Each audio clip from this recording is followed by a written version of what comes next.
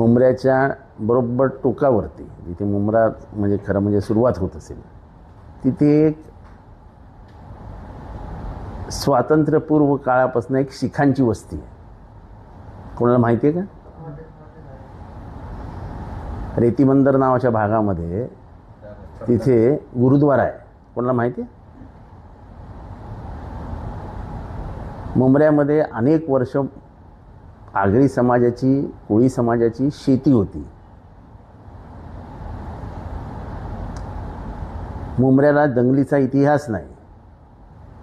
हे एक ऐतिहासिक शहर आहे. इथे पौराणिक मुंब्रा देवी कधी बसवली गेली काही त्याचं हे नाही. मंदिर डोंगरावर आहे.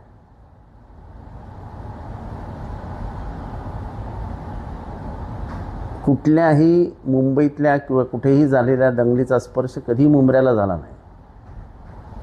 इथे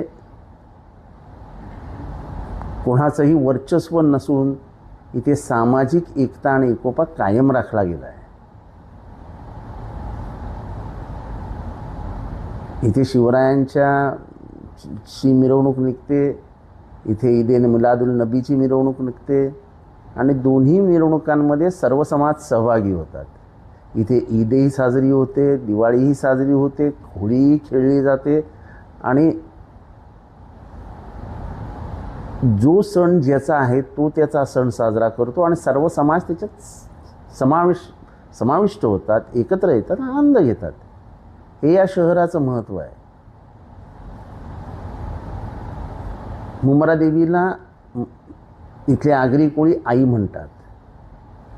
त्या आईच्या नावावर मुंब्रा आईच्या नावाने मुंब्रा शहर आलं. नंतर जेव्हा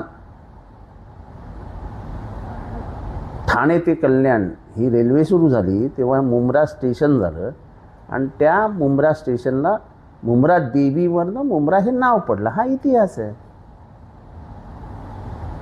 त्यामुळे हिंदूंनी काय म्हणावं आणि मुसलमानांनी काय म्हणावं हा प्रश्नच उद्भवत नाही.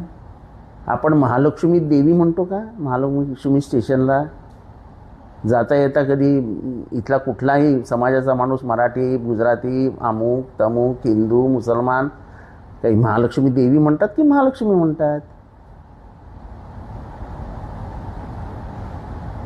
त्यामुळे आयोजक स्वतः किती वर्ष मुंब्र्यात राहतात याचा तपास घ्यावा.